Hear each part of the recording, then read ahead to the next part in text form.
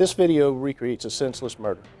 It has been recreated to illustrate the out-of-control violence, its impact on the victim, the perpetrators, and our community, as well as the efforts of the Mobile Police Department to provide a combination of swift, fair law enforcement and help for young people who may be breaking our laws or under pressure to break them.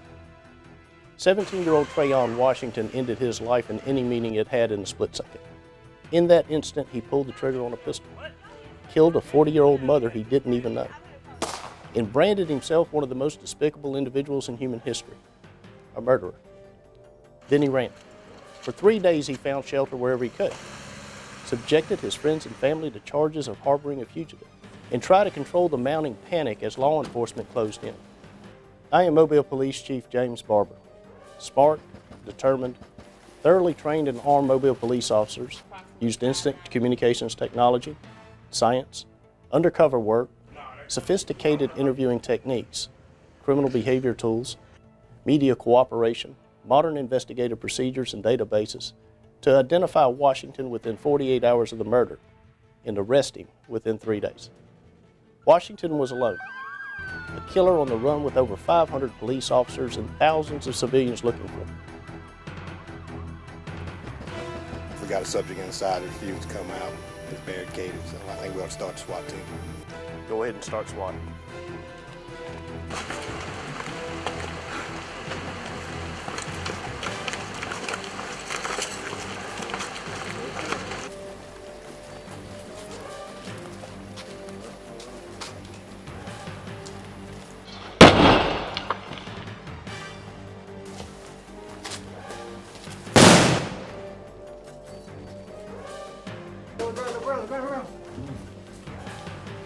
Get on the ground. Hands on your head, hands behind your head, hands on back of your head, hands on back of your head. Move. He gave up without a fight. Washington decided to kill 2 people in the split second he took to pull that trigger, an unarmed woman and himself. He was convicted and sentenced to life in prison. Now he is waiting to die of old age in prison. He isn't going home. He isn't going to the movies. He isn't going to have a job. He isn't going to have a family, and he isn't going to get a good night's sleep. He isn't going to enjoy a good meal. He isn't going to do anything except wait behind bars to die.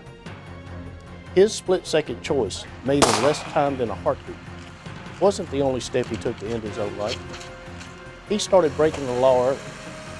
Perhaps it began like so many others I've seen, smoking cigarettes, drinking alcohol, using marijuana, hanging out with drug dealers and users. What I do know is that he obtained an illegal gun, loaded it, brandished it like a cowboy movie bandit, and killed with it when he was 17 years old. His decisions to break the law formed a chain of events that sealed his fate. If you have a juvenile record of serious offenses, you will not be eligible for youthful offender status. As in the case of Trayon Washington, you will be tried as an adult. Washington's experience with one unlawful action leading to another and then another is just like the experiences Holman and Tutwiler prison inmates described in their own words when former Mobile County District Attorney John Tyson Jr. interviewed them on videotape a few years ago. They got no breaks for telling their stories, no special privileges, only a chance to try to make something out of their lost lives by helping you. Once they sentenced me to death, it was an experience that I'd never experienced before. Because I'd been shot at, I've been had guns pulled on me and so on, but I never had to sit and wait to die. I laid up in that cell and I thought, I worried, I cried. When a man cried now, I cried, I was confused. I looked back over my life. I saw all the mistakes I made. I saw, well, I killed this man. Think about your family, think about your future. Weigh it out. Simply do it like this. Open your hand up. Look at your future. So where I got a freedom in this hand, and I got prison in this hand. I got my family in this hand. I got prayers in this hand. I got education, a job in this hand. I got prayers in this hand. I got my loved one. I got Thea, my wife, my children, freedom. Now, if you had a choice, which hand you would choose? I think you would choose the left hand. You don't get caught. You know what I'm saying? You may get away 2-3 times, you may get away 20 times. More time you get away, the more chances you're gonna take. I wished I could go back and take my parents' advice today. I wouldn't be here, I promise you. I would never make the same mistakes again. I'd listen to what they had to say to me, because I'm saying the same thing to my children today that my mother said to me. Lied about my age, got a job waitressing in a nightclub, and oh, that was great. That was wonderful. That just led me right on down the road a little further to getting into more trouble. Started smoking pot, and later on in life, I ended up in prison behind all that. I really believe that I just walked myself right into prison. Accomplice law is the same thing, okay? I have it spoken from the judge himself that I didn't participate in this crime, that I was only present at the scene. It was it was all in the newspaper. I mean, come on, but I'm charged with murder. You don't want to be in here. You'd rather be out there on the streets, living under a bridge, than you had living in here. You got choices in life. And I made a stupid choice when I was about 17 years old to start smoking cigarettes, start drinking beer, and start smoking pot. Those 3 choices I made have ruined my life, have messed up my mother and father's life, have, God only knows what it's done to my daughter that I hadn't seen in 19 years. Life is precious. You live once and then you die. And if I know I can't take away the past, but I only can work towards the future. And if you got a life out there and you still young, you can become somebody. You don't have to take the wrong step like I did. I was charged with capital murder at the age 15. I had another charge, burglary theft, and then I violated my probation on another burglary theft. I got out on a Sunday out of detention center. I was 15, got out on a Sunday, and like 3 days later, I caught my capital murder case. Well, I didn't kill nobody, so I ain't worried about it. But then they tried me as an adult. Okay. If you have trouble, tell somebody, a school counselor, the church, a priest.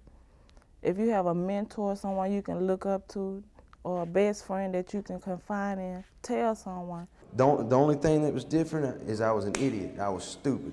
I was stupid. That's what was wrong with me. I didn't think about what I was doing.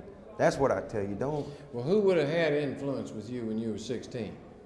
Nobody. Nobody. Not your mama, not your daddy, No. not your sisters, not anybody. Not anybody. You wouldn't listen to anybody about anything. No. I come out lucky with what I do have, because I would have been on the other end down there, waiting for him to strap me down. Other end, waiting to strap you down means death row, doesn't it? Right. Because if you're willing to give your whole life up for that, just so you can, you know, be a big man, and because you did this, well, go ahead and do it. You know, you ain't gonna like it. You're gonna see that it was the stupidest mistake that you've ever made in your whole life. And I know that times will come when other kids will try to get you to do things that you know in your heart. You know that they're wrong before you're even approached. You know there's that little voice inside of you that says, you know, I'm scared to do this. There will come a day when you'll pay that price. There'll come a day when you'll look back and you'll realize that you have thrown your whole life away, that time has passed you by. That other people have gone on with their lives. My middle daughter is like a stranger to me. I don't know her favorite color. I don't know, what kind of ice cream she likes. I don't know anything about her. But it's my fault. I mean, it's my fault. I brought these things on myself by the choices that I made in life. Don't listen to the people that say they're your friends, they're your homeboys, they're your B dog, G brothers, and none of that. Don't listen to that. Whatever you do, you take responsibility for yourself. Don't mark all that squareness. You know what I'm saying? Oh, you chump, you punk, all that. That don't mean jack. Because when you come here, if you have to come here, you're taking a very good chance of being just what they call you, a punk, a chump, and all that. Just hang in there, man. Go on and get your education, man. Graduate from high school. Enjoy the proms. You know what I'm saying? If you're able, go to college. Try to better yourself. Take on the responsibility. You know what I'm saying, for you.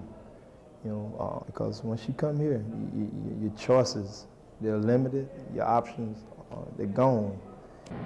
Nothing. There's nothing in this world worth coming here. I wish to God that I would have had you then. Man, if I would have had you then, I wouldn't be here now. It's too late. It's not because I love you or I know you. I don't know you from a man in the moon. This is my second time ever seeing you in life. But what was someone like you at then? When I needed you.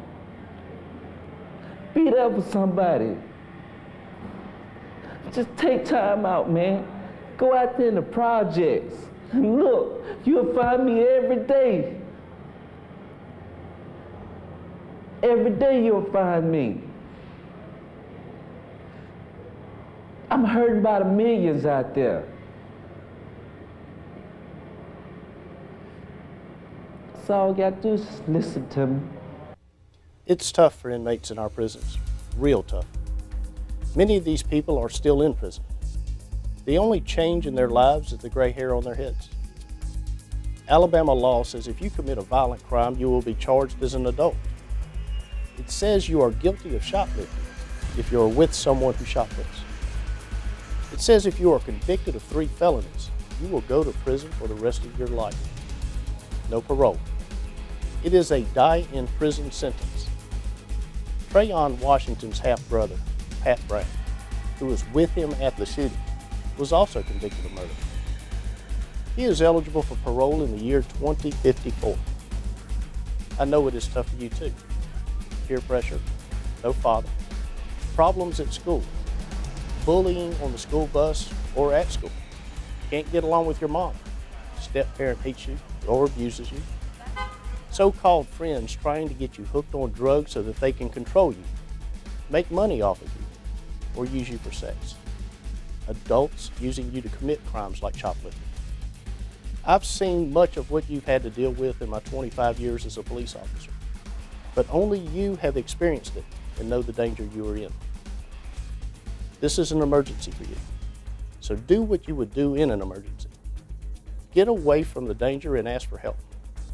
Call our office, flag down a patrol car, talk to the officer on the beat, go to a preacher, go to a teacher, a principal, or a coach.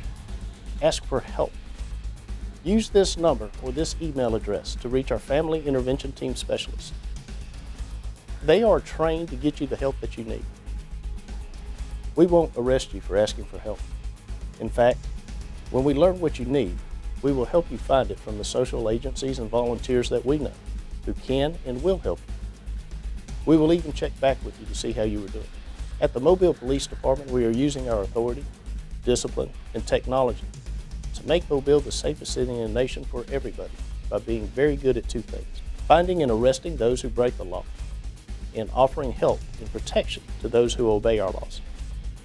Our help and protection is available for you when you choose to obey the law. Live safe. Don't be tricked by those who say it's fun or exciting or cool to break our laws. If you do, you, like Trayon Washington, will face the full power of the City of Mobile Police Department. Your life has value. I care about you because your life is important to me. It should be important to you as well. Learn to obey our laws.